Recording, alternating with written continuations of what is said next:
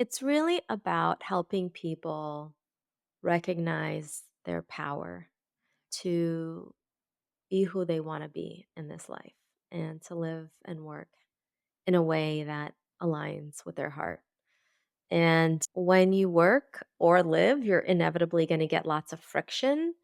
And my hope is that I can help give people the skills to grow and transform through that friction. This is so well put, this idea of friction that we come against in our lives in different areas.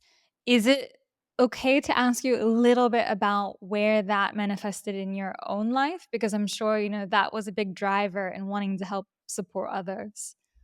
We tend to spend most of our waking hours at work, and so that's where a lot of friction, I got that really helped me evolve. However, my relationships are also a great place where I get plenty of friction from my husband and my children and my family and, the waiter who didn't bring me what I wanted. So, the work happiness method is very much work focused because I'm an executive coach and I help people specifically deal with matters at work. However, it's also for your life.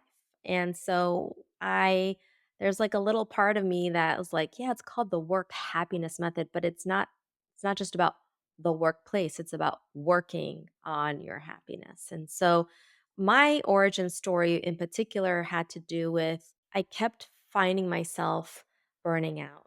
And going through cycles of like getting really excited about a job, giving it my all, like checking off all the boxes in terms of performance and being, just loved and da da. Like it all looked good on the outside.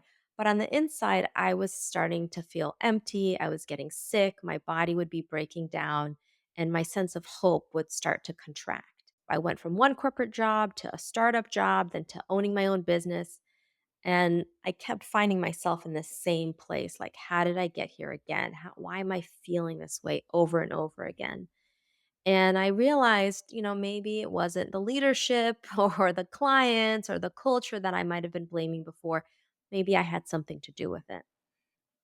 And that was like a light bulb moment where I realized, oh, all along I had more power and influence and control than I believed I had. And I just didn't know how to recognize it or use it.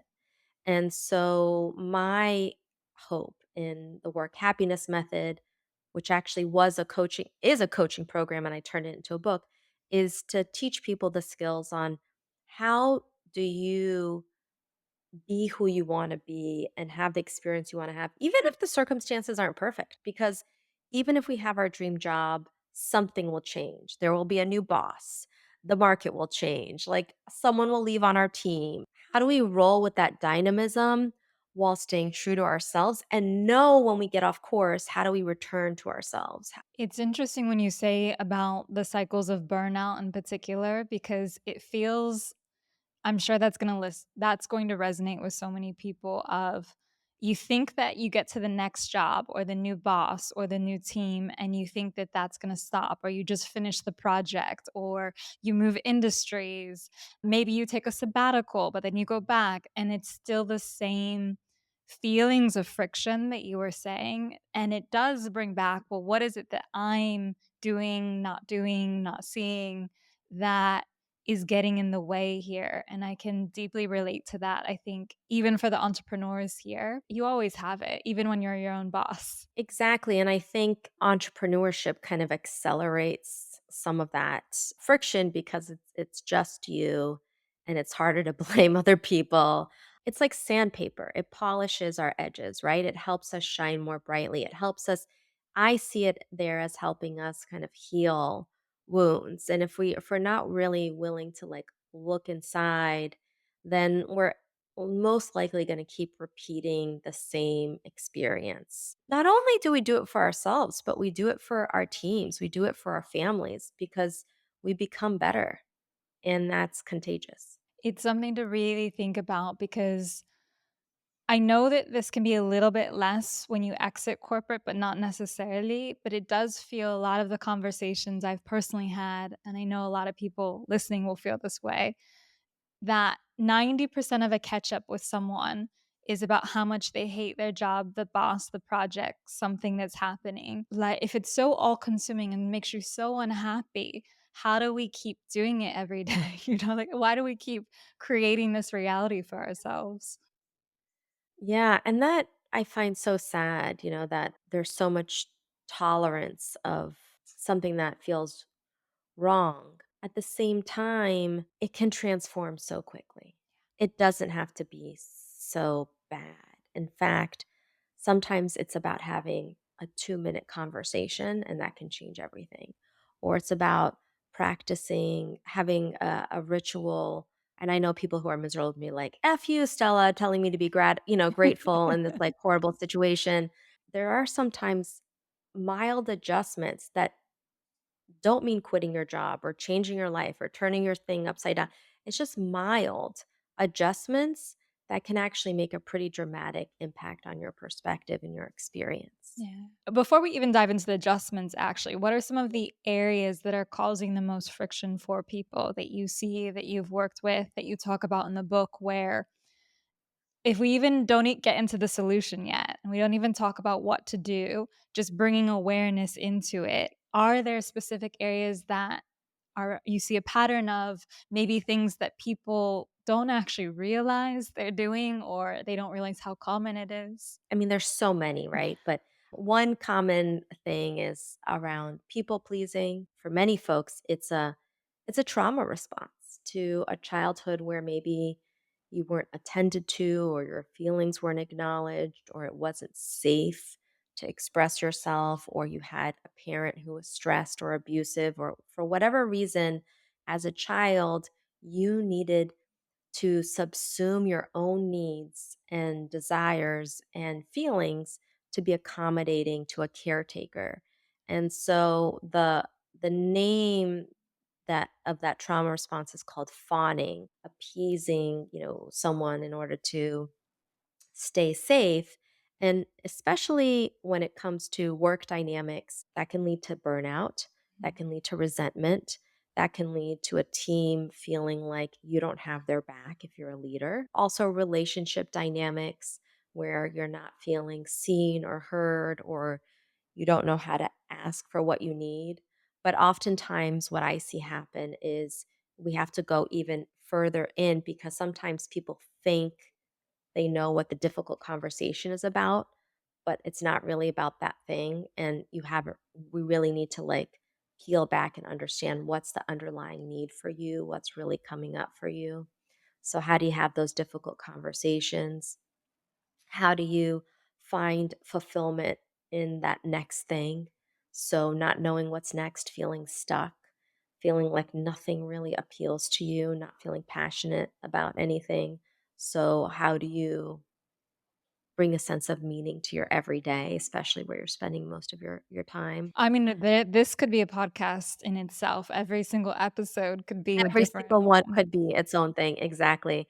Is there, though, when you're speaking about some of these, I'm wondering sometimes if you see a link between this lack of fulfillment, purpose in work, and I hesitate to say creation of drama, but like focusing more on that. Is there some sort of correlation between that where you're not feeling any sort of emotional response with the work you're doing, and then you're noticing more or creating more of these dynamics that take all your time and your energy? Yeah, I think if you're not clear on what's important to you and what you want and what your values are and what your boundaries are, then you will end up spinning your wheels or detaching or disengaging. And so you can either go into overdrive, work yourself to the bone on things that maybe don't quite matter, or maybe you go the other way and we see that quiet quitting. What we really want ideally, and so oftentimes people will say, well, I don't know what I want. I don't know what's next. I don't know, this job kind of landed in my lap, or I just kind of chose this field and I've been kind of going along with it.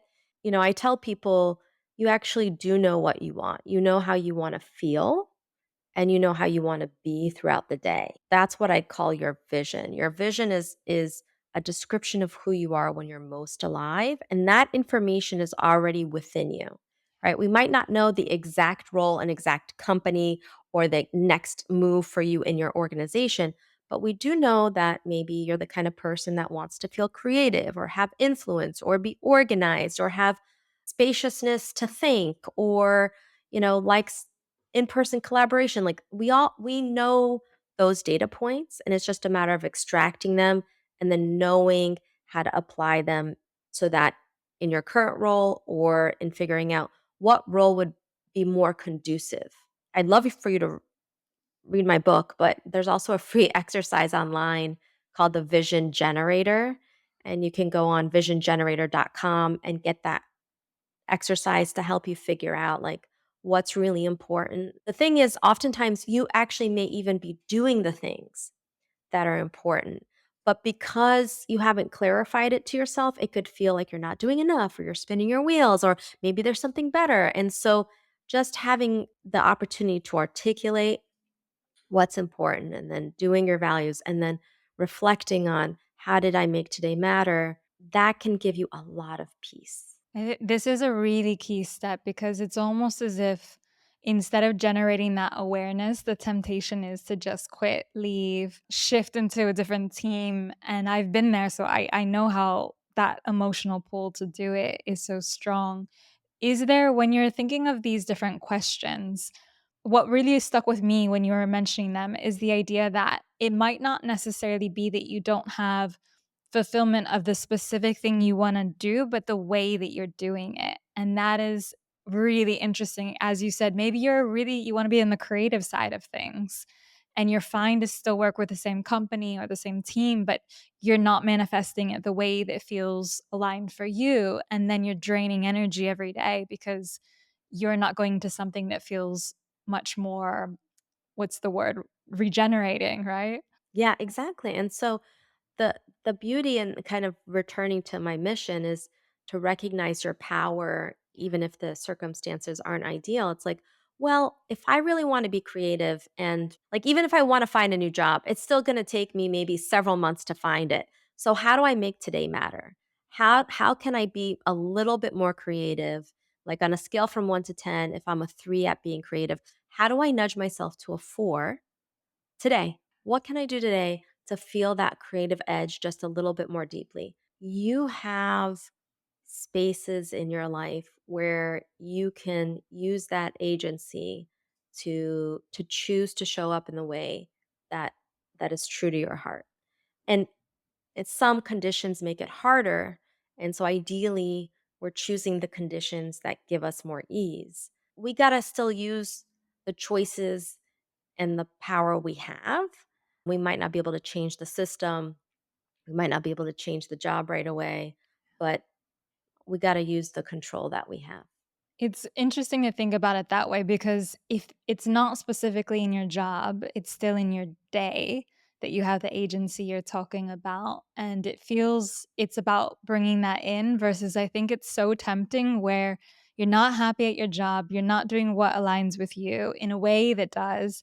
And so that bleeds out to the rest of your life where if you're that creative person, for example, then you don't take the creativity with getting ready anymore or your meals or anything else. And then your life just becomes exponentially less fulfilling because you've let that energy go into other areas. I think it's just about taking stock and seeing where are the spaces and the choices that I have available to me. Obviously if you're feeling burnt out and you have no energy left, well, I think the first step is just to how can I get rest? Get that energy flowing, right? So it's not about piling on all these exciting, sexy things to do if you're feeling like there's nothing left. Well, we got to start with restoring your energy and then start adding layers to that. What were some of the spaces that you personally added to your own life where you felt, I enjoy this or I need this? And then when you created that for yourself? I realized early on that I need quiet. And especially once I had my daughter, the weekends were, the total opposite because like I was fully on and then we'd have social things and it was just like nonstop. And by the time Monday rolled around, I was feeling so depleted. And then I had, coaching calls or speaking events or whatever it was. In order for me to get the quiet, I made a decision that I would not do any kind of calls on Mondays. Mondays would be my days for restoration. Mondays became like what Sundays are for most people. For me, maybe I do some work, but it's like it's my quiet time. I give myself permission to just catch up with myself. Another thing I do is I schedule my meetings 15 minutes apart. I will never do a back to back phone call or, podcast. Like it's very rare that I will accept anything, closer than 15 minutes because one of my values is I call it space between the space. It's like I'd never want projects, calls, like I like to have space for the unknown, for something to emerge, for me to get a snack, for me to take a nap, for me to come up with an idea, for me to, I don't like to cram. So, those are small adjustments I made in my schedule very early on. Vitality is my number one value. Every day, I'm finding like a 15-minute window in the morning to just go on the elliptical, like in the house. Like the former owners left an elliptical machine, which I was like, great. And so now I just do 15 minutes. I'm like, I can still work out later. I can still go for a nice walk, but I know that I'll have these 15 minutes that will like give me a nice little charge in the morning. You can make tiny choices then, or you can make big choices, right? Like you could decide what kind of clients you want to work with or what kind of people you want to be collaborating with. Or, I have a client of mine who works at a very large tech company and she realized it's really important for her to be in person. And so she's looking for opportunities that actually offer her a space in the office. It's really just like, how do I just turn the volume up on my values so that it's easier for me to be my optimal self? One, and I'm sure the vision generator helps with this, but figuring out like what are the values that you need in your life related to work as well. And then what are the non-negotiables that you have to put into place, because I love the example of vitality. I come from the wellness world, so that for me is also high up there. And the idea that no matter what, I'm going to do those 15 minutes on the elliptical even if I do a workout later, because you take the uncertainty and lack of control out of it. No matter what, you get in that cardio time. I love to go deep, but I also like to be very practical and like, okay, what do I do and how do I figure this out? So in my book, it's step by step, like I'm holding readers' hands on how do you figure out what your values are. And again, you know what your values are because they're yours. The confusing part is that you've also adapted, we've all have taken on our parents' values or society's values or our team's values, and they become like churned in there with our own stuff. It's like we're doing the laundry, but everybody's socks are in the washer. Put your hand in the dryer and hope you're going to find your favorite pair of jeans. It's much harder.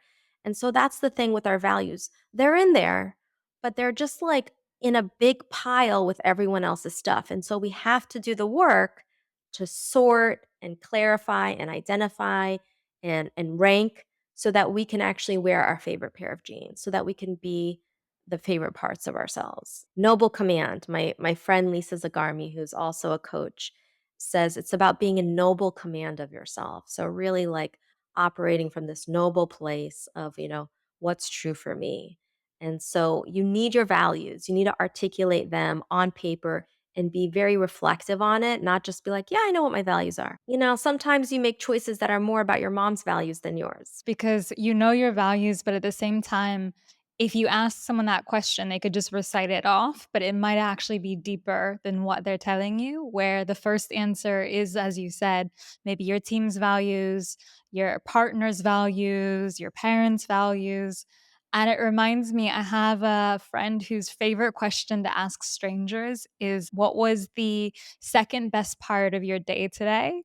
because the first one you'll lie or you just have a rehearsed answer, but the second one is where you go a little bit deeper, and so I was thinking about that when you were saying, I walk people through actually going into this so that they can figure out what's the rehearsed answer, and then what is the genuine answer there. Yeah. What's your second favorite part of the day today? I'm gonna try that today on my kid who's first it's her first day of school, so I'm gonna give that a try. Do it. It's really interesting. It brings some really interesting things to it. But I like too this idea of when you were saying, I value space between space and I create this.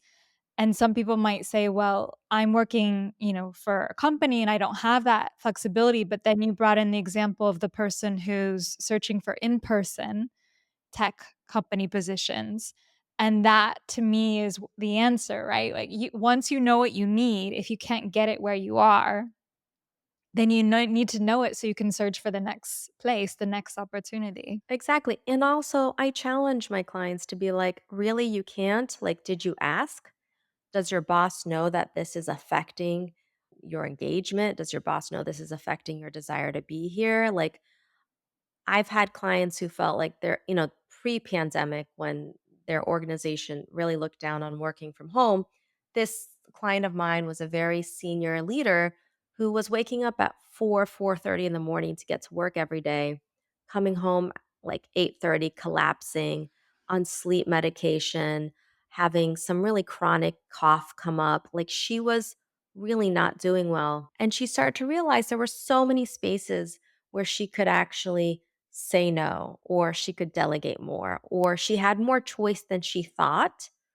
And so it's really important for us to challenge what we believe, like when we say, "Oh, there's no way he will understand. There's no way that they'll be okay with this." If you're already on the verge of quitting, then you have the opportunity to be brave. You have the opportunity to experiment, to make the big ask, to set the boundary. Like why not try? Because that might be what's actually calling for you. That might be actually the growth that's calling for you is you learning how to figure out what you want or set better boundaries or have that honest conversation. You don't have anything to lose when you're at that point, really. Yeah, I mean, if you're already seriously thinking about quitting, then like why not try to make this the best possible experience you have? To at the very least, as you were saying earlier, it buys you some time because it will still take you a few months to get that next opportunity. So why be miserable in those months while you're searching, which will affect your interviews, which will affect the job that you get? Exactly. It's like your life is so precious and the people in your life are so important and your talent is so great. Like, why let just squander it until like, the next thing where you think it will all be fixed? It's like it matters now. And so let's use whatever's available to us in these circumstances. Touches perfectly on your book, actually, the work happiness, because I feel like when you talk about the work happiness method, there's so many things that could come up in this that would help you create that fulfillment. Can you share a little bit about what some of the pillars or main concepts are in there for anyone that's curious? It teaches what I call 8 inner skills. So we know that hard skills have to do with the task at hand at your job, right? You have to do a good job. Soft skills have to do with how do you relate to other people. Inner skills is what I believe the next frontier that we have to conquer in order to have a positive future of work, in order for us to really shift the engagement epidemic and the burnout epidemic we've been carrying on with. And so inner skills have to do with how do we relate to ourselves. The first is resilience. How do you manage your mind and mood? The second is vision, right? That's that vision generator exercise where it's like, how do you figure out what's important to you and who you want to be?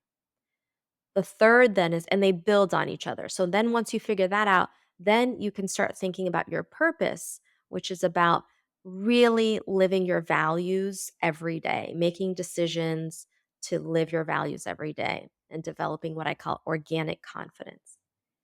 And then after you know that information, then you figure out your boundaries. So your boundaries help you express your values more easily with less friction. Once you know that information, Then we move on to, okay, how do I deal with, the uncertainty of what's going to come up because I can't control it all? How do I navigate that? The play mindset, which is our antidote to being anxious about uncertainty. It's really, how do I stay open in the face of uncertainty so I can make the best possible choices? Then we talk about discovery, which is really knowing how to efficiently figure out what's next, whether that's a shift in your role and responsibilities, whether that's a new role, whether that's a new career. How do you go about efficiently gathering the information you need to figure out what's next? And then it's about having the difficult conversations and how do you approach those difficult conversations. So that's chapter 7, and that's really based on the idea that, you know, it's not so much what you say, but how you say it. Your energy is contagious. So, in order to really show up most powerfully and openly and empathetically, how do you show up for the best possible outcome? It's the inner work you do before you start to talk.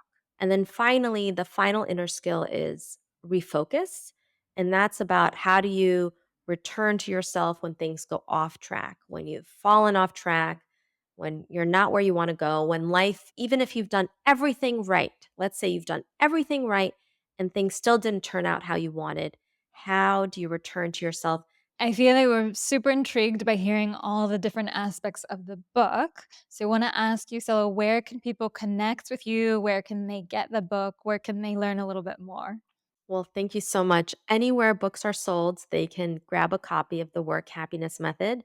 And you can go to my website, stellagrizont.com, to learn more. I do a lot of speaking at organizations, and you can also do the Work Happiness Method program with me. And then I'm also on Instagram and LinkedIn at Stella Grizont. But if it resonated, I think a nice first place to start is also just the vision generator. Like, have a glass of wine or a cup of tea, go to visiongenerator.com and just, like, give yourself the gift. I'm gonna second that as a great next step after listening to this episode to do the vision generator, get some awareness about what could really help make you feel a bit more fulfilled. And I want to thank you for sharing so much and for being here and really being open about all your knowledge. We appreciate you doing that. Thank you. Oh, thank you so much. I love this conversation. It was really fun for me.